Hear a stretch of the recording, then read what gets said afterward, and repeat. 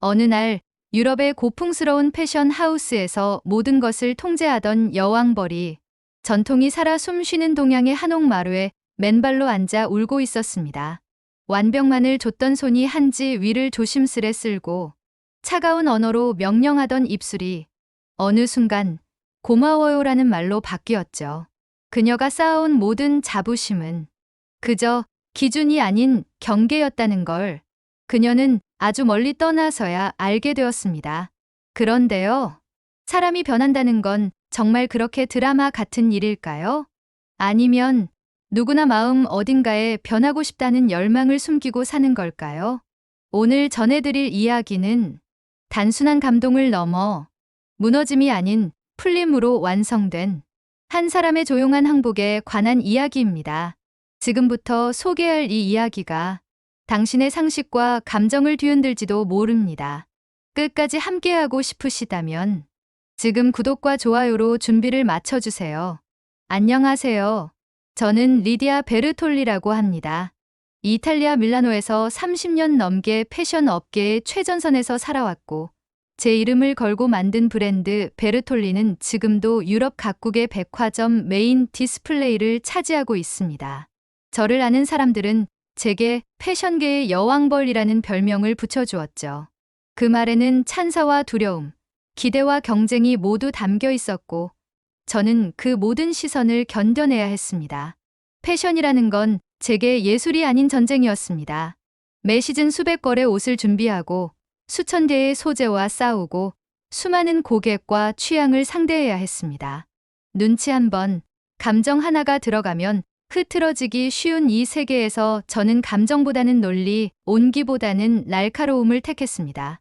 그것이 성공을 위한 유일한 길이라 믿었거든요. 저는 두 딸이 있습니다. 엘레나와 클라라. 그 아이들은 제가 만든 가장 아름다운 작품이자 동시에 제가 가장 두려워했던 변수이기도 했습니다. 사랑했지만 사랑을 표현하지는 않았습니다. 그저 그 아이들을 제 브랜드의 후계자로 키워야 했기에 따뜻한 말보다 완벽한 지도를, 포옹보다 냉철한 조언을 주었습니다. 예를 들면 이런 식이었죠. 엘레나, 이 곡선은 감성이 과했어. 다시 그려봐. 클라라, 이 소재는 광택이 싸 보여. 베르톨리에 어울리지 않아. 그 말들 속에 엄마는 너희를 자랑스럽게 생각해라는 의미가 담겨 있었다고 믿었지만 지금 생각하면 참 어리석었습니다. 그날은 평소처럼 아침 회의를 마치고 작업실에서 새 컬렉션의 자수 패턴을 조율하던 중이었습니다. 엘레나가 조심스럽게 다가와 말했습니다. 엄마, 잠깐 시간 좀 괜찮아요? 말해봐. 저희 한국으로 가려고 해요. 직접 저희 브랜드를 시작하려고요. 순간 제 시간은 멈춘 듯 했습니다. 머릿속으로 수많은 문장이 떠올랐지만 입 밖으로 나온 말은 단 하나였습니다. 한국? 그 말에는 수많은 감정이 실려 있었습니다. 놀라움, 분노, 배신감, 그리고 약간의 슬픔. 하지만 그 감정들을 단 하나도 드러내지 않고 저는 아주 냉정하게 말했습니다. 한국, 한복 같은 무대 의상으로 뭘 할 수 있다고? 패션은 밀라노와 파리에서 완성되는 거야. 촌스러운 나라에서 뭘 배우겠다는 거니? 엘레나는 조용히 고개를 들었습니다. 그녀의 눈은 흔들리지 않았습니다. 그리고 클라라가 이어 말했습니다. 엄마, 우린 더 이상 엄마의 꿈이 아니라 우리 삶을 살고 싶어요. 그 말이 제 마음에 꽂혔습니다. 하지만 저는 그런 감정을 허락하지 않았습니다. 단호하게 등을 돌렸죠. 그래, 세상은 그렇게 만만하지 않다는 걸 곧 알게 될 거다. 그날 이후 집 안의 공기는 무겁게 가라앉았습니다. 함께하던 식사 시간엔 대화가 사라졌고 작업실에서도 서로 다른 공간을 사용하게 되었습니다. 저는 말없이 그 아이들이 떠날 날만을 기다렸습니다. 모든 게 끝나길 기다리는 사람처럼. 그리고 며칠 뒤 딸들은 정말로 떠났습니다. 아무런 의논도 없이 마치 오래전부터 예정된 여행처럼 조용히 짐을 꾸렸고 새벽 첫 비행기를 타고 공항으로 향했습니다. 저는 일부러 배웅하지 않았습니다. 마음이 아플까 봐서가 아니라 저 스스로 그 선택을 무시하고 싶었기 때문입니다. 하지만 그날 밤 아이들이 떠난 방을 처음으로 천천히 둘러보았습니다. 엘레나의 책상엔 그동안 제가 단 한 번도 눈여겨보지 않았던 스케치북이 놓여 있었습니다. 저는 무심코 그것을 열었습니다. 거기엔 다양한 선과 곡선으로 이루어진 자유로운 드레스들이 그려져 있었고 구석엔 이런 문장이 적혀 있었습니다. 엄마의 그림자 아래서 자라는 것보다 작더라도 우리 햇살을 받고 싶어요. 그 문장을 읽는 순간 마치 제 심장 한 켠이 찢어지는 듯한 고통을 느꼈습니다. 그러나 저는 그런 감정을 애써 누르며 다시 스케치북을 덮었습니다. 감정은 디자인을 망치니까요. 딸들을 믿지 않았던 건 아닙니다. 아니, 어쩌면 믿고 싶지 않았던 게 맞겠죠. 아침 회의 때 직원들이 눈치를 볼 정도로 말이 줄었고 저의 디자인은 이전보다 더 단정하고 단조로워졌습니다. 머릿속에서 아이들의 목소리가 자꾸만 울렸기 때문입니다.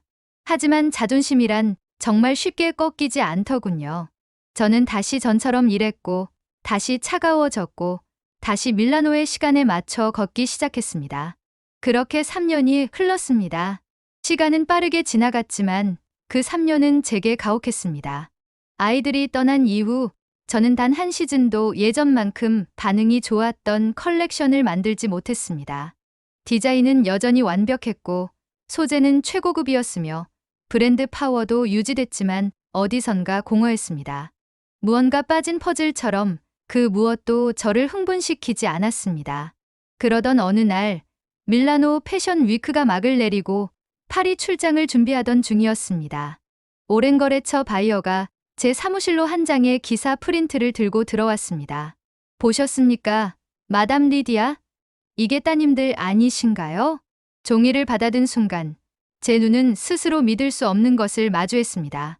올해의 혁신상 수상, Curse of Warmth, 디자이너 엘레나 앤드 클라라 베르톨리, 수상자 K-디자인 국제어워드, K-International Design Award. 영감의 원천, 전통 한복의 곡선미와 한옥의 공간 구조. 사진 속의 두 사람은 분명히 제 딸들이었습니다. 낯선 한글이 가득한 무대 위, 한복을 현대적으로 재해석한 드레스를 입고 환하게 웃으며 트로피를 들고 있었습니다. 그 순간 온몸에 소름이 돋았습니다. 그 아이들이 떠날 때 저는 단언했습니다. 반년이면 돌아올 거야. 그런데 아이들은 살아남았을 뿐 아니라 빛나고 있었습니다. 제 머릿속은 복잡했습니다. 수치, 놀라움, 그리고 호기심. 그래서 저는 결심했습니다. 직접 한국에 가보겠다고요. 며칠 뒤 저는 인천국제공항에 내렸습니다. 비즈니스석의 고요한 기내와는 달리 한국의 공항은 매우 질서정연하면서도 사람들의 표정이 밝았습니다. 출입국 심사도 생각보다 빠르고 깔끔했고 무엇보다 직원들이 모두 친절하다는 인상을 받았습니다. 피곤한 여정 속에서 듣는 어서 오세요라는 말은 어딘가 낯설게 따뜻했습니다. 공항 밖으로 나와 택시를 타기 전 안내소에서 고급 호텔 위치를 물었습니다. 직원은 유창한 영어로 설명하며 교통카드와 관광 앱까지 챙겨주더군요. 이런 친절이 존재한다고? 제 고정관념은 아주 작게 균열을 내기 시작했습니다. 서울 시내로 들어서는 동안 창밖을 바라보며 저는 숨을 삼켰습니다. 이곳은 촌스러운 나라가 아니었습니다. 세련된 거리, 깔끔한 간판, 현대적인 빌딩과 전통 건축이 어우러진 풍경. 무엇보다 눈길을 끈 것은 사람들의 표정이었습니다. 바삐 움직이면서도 서로를 배려하는 듯한 그 질서 속의 여유. 저는 짐을 풀고 나서 딸들의 작업실 주소를 다시 확인했습니다. 북촌 한옥마을. 이름만 들어도 전통의 향이 짙게 느껴졌습니다. 다음 날 아침 이른 시간에 길을 나섰습니다. 북촌으로 향하는 골목은 생각보다 조용했고 마치 도시 전체가 잠시 멈춘 듯한 고요함이 있었습니다. 골목 모퉁이를 돌 때마다 오래된 기와 지붕과 목재 대문이 눈에 들어왔고 그 안에서 들려오는 국수 삶는 소리, 아이들 웃음소리가 어딘가 따뜻하게 가슴을 두드렸습니다. 딸들의 작업실에 도착했을 땐 마당에 걸린 염색 천들이 햇빛을 받아 투명하게 빛나고 있었습니다. 찬란하지 않은 색이었지만 그 은은함 속엔 생명이 있었죠. 손으로 염색된 천 특유의 고르지 않은 무늬가 마치 사람의 감정 같았습니다. 어서 오세요. 조용히 들려온 인사에 고개를 들자 클라라가 앞치마를 두른 채 서 있었습니다. 뒤이어 엘레나가 문 너머에서 나왔고 저는 한동안 아무 말도 하지 못했습니다. 낯설었지만 동시에 낯익은 장면이었습니다. 그 아이들이 제게 처음 그림을 보여주던 날이 떠올랐습니다. 단지 이번엔 그 표정이 훨씬 더 자유로워 보였다는 게 다를 뿐이었죠. 이곳에선 많은 걸 다시 배웠어요. 엘레나가 조심스레 말했습니다. 엄마가 가르쳐준 기본이 없었다면 여기까지 오지 못했겠지만 한국은 우릴 다른 방식으로 성장시켜줬어요. 패션이란 게 단지 예쁘고 세련된 옷을 만드는 게 아니라 누군가의 삶을 입히는 일이라는 걸 여기 와서 처음 느꼈어요. 작업실 안을 둘러보며 저는 말없이 고개를 끄덕였습니다. 전통 마루 바닥 위엔 손으로 그린 도안들이 펼쳐져 있었고 구석엔 천연 염색 재료가 정리되어 있었습니다. 장독대에 담긴 매염제와 식물성 염료, 그리고 천을 샀는 조그마한 가마까지. 모든 것이 생경했지만 동시에 그 아이들의 손길이 묻어 있었습니다. 서울에서 사람들이 우릴 환대해줬어요. 언어는 처음에 어려웠지만 동네 할머니들이 하나씩 알려주셨어요. 그들이 저를 안으로 이끌었고 저는 처음으로 그 공간을 마주했습니다. 벽에는 GCM의 곡선의 미학이라는 글귀가 걸려 있었고 그 아래에는 딸들이 만든 옷들이 전시되어 있었습니다. 한복의 여백과 곡선을 그대로 살리면서도 현대적인 패턴으로 재해석된 그 옷들은 놀랍도록 따뜻했습니다. 저는 입을 다물 수 없었습니다. 이건 분명히 어디에도 없는 새로운 것이었습니다. 클라라가 웃으며 말했습니다. 우리가 한복을 현대적으로 바꾸겠다고 했을 때 반대도 있었지만 응원도 있었어요. 그리고 무엇보다 여긴 경쟁보다 정으로 이어지는 사회였어요. 정. 그 단어가 제게 너무 생소하게 느껴졌습니다. 밀라노에서 정이라는 개념은 브랜드 충성도, 고객 로열티와 같은 숫자와 조건으로 환산되어야만 존재했습니다. 하지만 여기서 그 단어는 눈빛과 온기, 말 없는 손길로 표현되는 듯했습니다. 그날 저녁, 우리는 함께 삼청동의 작은 한식당에서 식사를 했습니다. 딸들의 지인이자 클라라의 연인이 된 한국계 디자이너 미겔라와 그의 가족도 자리에 함께했죠. 식탁 위엔 된장찌개, 나물, 잡채, 김치 등 익숙하지 않은 음식들이 놓였지만 그 속엔 손님의 위를 먼저 생각한 따뜻한 마음이 담겨 있었습니다. 미겔라의 어머니가 조심스레 제게 국을 떠주며 말했습니다. 처음 뵙지만 따님들이 우리 가족 같아서요. 여기선 그렇게 살아가요. 가족은 꼭 피가 아니라도 되는 거예요.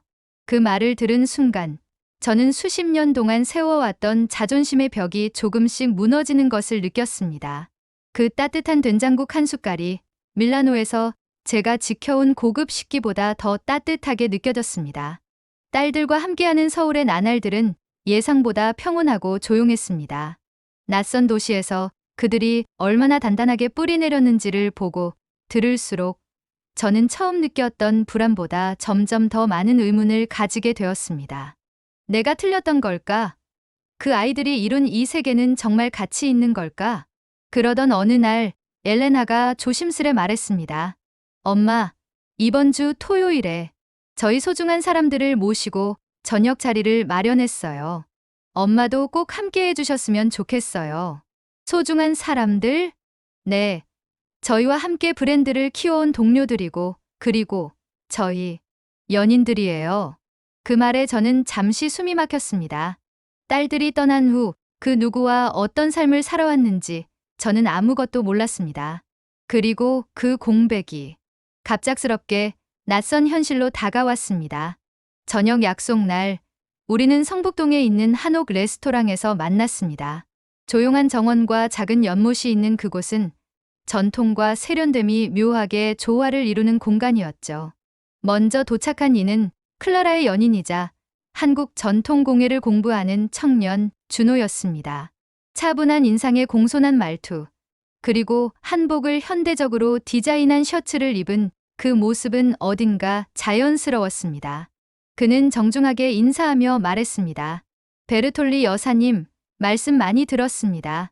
클라라와 함께한 시간, 제 인생에서 가장 빛나는 시간이었습니다.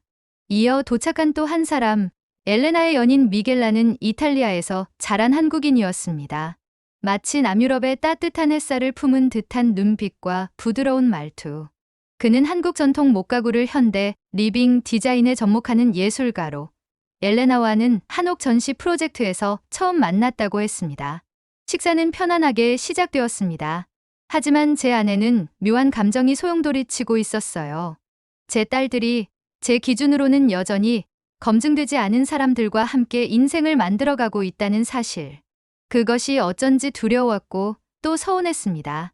식사가 중반쯤 흐를 무렵 레스토랑 직원이 실수로 제 앞에 있던 찻잔을 엎지르는 일이 생겼습니다.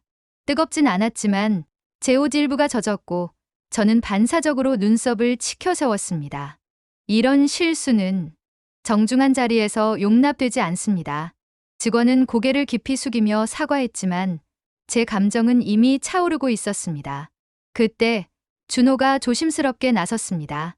정말 죄송합니다. 한국에선 이런 일이 생겼을 때 실수 자체보다도 사과와 이후의 태도가 더 중요하다고 생각합니다. 그분도 마음이 많이 불편하실 거예요. 그 말은 저를 다시 앉히는 손길 같았습니다. 중요한 건 사건이 아니라 그걸 어떻게 품느냐는 그 말이 가슴 깊이 박혔습니다. 저는 그제야 직원에게 고개를 끄덕이며 말했습니다. 괜찮습니다. 저도 놀랐을 뿐이에요. 식사가 끝난 후 우리는 인근 한옥 갤러리로 자리를 옮겼습니다. 거기엔 딸들이 직접 제작한 컬렉션 샘플들과 준호가 만든 나전칠기 가구, 미겔라의 목공예 전시가 함께 전시되어 있었습니다. 딸들은 작품 옆에 붙인 설명글을 보여주었습니다. 곡선의 온기 curves of warmth 단절된 것들을 부드럽게 이어주는 선. 우리가 사랑하는 한국에서 배운 정칭의 형태. 그리고 그곳에서 우리는 자신을 사랑하는 법을 배웠습니다. 저는 천천히 전시 공간을 걸었습니다. 손끝으로 천을 쓰다듬고 나무의 결을 느끼며 숨을 쉬었습니다. 그 공간은 경쟁도 규율도 없었습니다. 오직 사람과 온기, 그리고 존중만이 존재했습니다. 그 순간 저는 아주 오래전 기억을 떠올렸습니다. 엘레나가 5살이던 해 조용히 제 무릎에 앉아 말했었죠. 엄마, 난 커서 엄마처럼 멋진 옷을 만들 거야.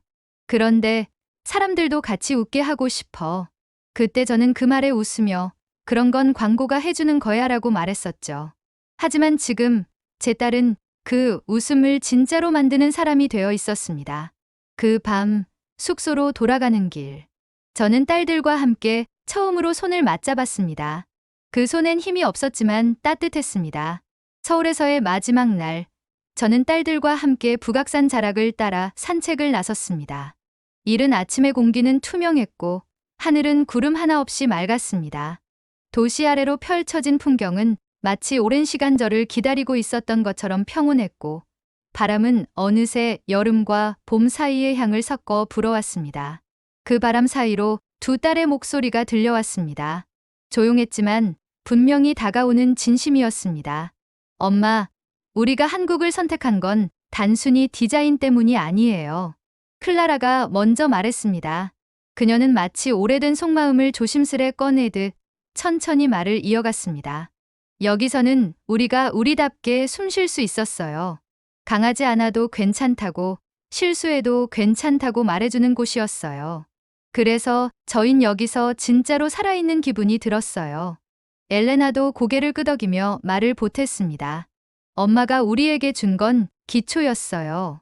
예민하게 보고, 다듬고, 틀어맞추는 그 기준들이 없었다면 우린 여기서도 금방 무너졌을 거예요.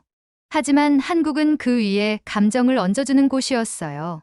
완벽함만으로는 다 표현할 수 없는 무언가를 여기선 배울 수 있었어요. 저는 두 사람의 말을 들으며 하늘을 올려다봤습니다. 제 마음은 고요했지만 안에서 무언가가 느리게 녹아내리고 있었습니다. 오랫동안 단단하게 닫아두었던 마음의 금고가 조용히 열리고 있었던 겁니다. 저는 말없이 고개를 끄덕였습니다. 부정할 수 없었습니다. 그 아이들은 제가 상상했던 세계보다 더 넓은 곳에서 살아가고 있었고 제가 두려워했던 낯선 선택 속에서 자신을 찾고 있었습니다. 딸들은 제가 묵는 숙소로 돌아오는 길에 작은 봉투를 꺼내 건넸습니다. 안에는 그들이 직접 만든 옷 한 벌이 들어 있었습니다. 전통 한복의 곡선과 서양식 드레스의 실루엣이 조화를 이루는 독특한 작품이었고, 거친 듯하면서도 부드럽게 떨어지는 선은 손끝으로 만져보지 않아도 깊은 정성이 느껴졌습니다. 엘레나는 살며시 말했습니다. 엄마, 이건 저희가 처음으로 엄마를 위해 만든 옷이에요. 피팅도 없이 만들었지만 꼭 맞을 거라 믿어요. 엄마는 늘 저희가 따라가야 할 기준이었잖아요. 하지만 이젠 엄마가 조금만 우리 쪽으로 와주셨으면 해요. 저는 봉투에서 옷을 꺼내 들고 처음으로 스스로에게 질문을 던졌습니다. 지금 내가 이 옷을 입는다면 나는 누구일까? 그 질문은 단순한 호기심이 아니라 제 인생 전체를 다시 묻는 것이었습니다. 저는 숙소의 전신 거울 앞에 섰습니다. 속에 입은 차분한 셔츠를 벗고 그 옷을 조심스레 걸쳐보았습니다. 예상보다 가볍고 부드러웠습니다. 실루엣은 저의 굳은 어깨를 감싸주듯 자연스러웠고 허리의 곡선은 부드럽게 안겨왔습니다. 거울 속에 서 있는 여성은 더 이상 패션 브랜드의 창업자도 완벽주의자 디자이너도 아니었습니다. 단지 리디아 베르톨리라는 인간이었습니다. 꾸미지 않아도 강하지 않아도 괜찮은 존재. 그 순간 눈물이 흘렀습니다. 조용히 아주 오래도록 참고 있던 감정이 무너져 내리듯이 저는 거울 앞에서 울었습니다. 이건 후회의 눈물이 아니라 놓아주는 눈물이었습니다. 집착과 강박, 기준과 규칙. 저는 모든 것을 한순간에 내려놓고 있었습니다. 그날 밤 숙소로 돌아온 저는 캐리어를 열고 노트북을 꺼냈습니다.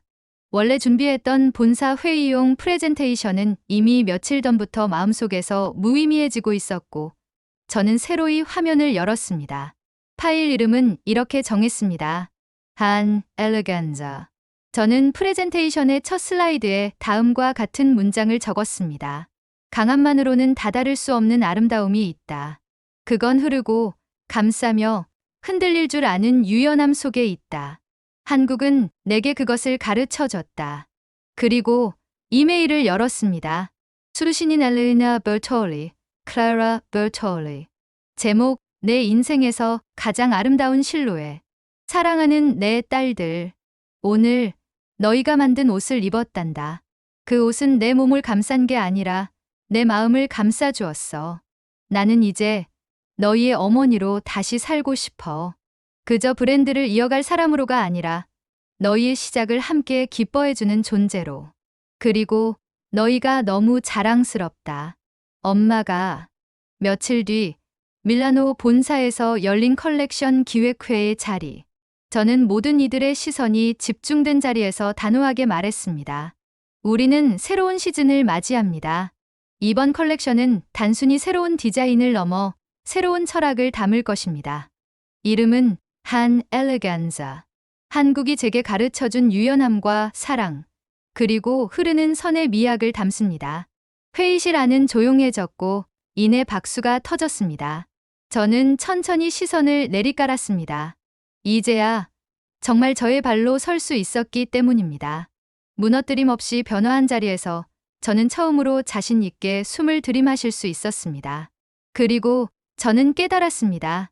완벽함은 틀 속에 있지 않았고 진짜 아름다움은 언제나 사람 사이에 있었다는 것을. 그 아름다움을 가르쳐준 것은 바로 이 낯설고 다정한 나라, 한국이었습니다. 그날 이후 리디아는 더 이상 완벽이라는 틀에 자신을 가두지 않았다. 대신 그녀는 유연함을 선택했다. 흐르되 무너지지 않는 곡선처럼, 사람의 마음을 감싸 안는 패션처럼. 리디아는 진짜 어른이 되어가고 있었다. 그리고 그 시작은 다름을 두려워하지 않고 떠난 딸들의 용기, 무언가를 내려놓을 줄 알았던 한 사람의 항복, 그리고 한국이라는 따뜻한 땅에서 피어난 곡선의 온기였다. 이 이야기가 여러분의 마음에도 조용히 스며들었다면 구독과 좋아요, 그리고 댓글로 여러분의 이야기도 들려주세요. 또 다른 감동의 여정을 함께 이어가고 싶습니다.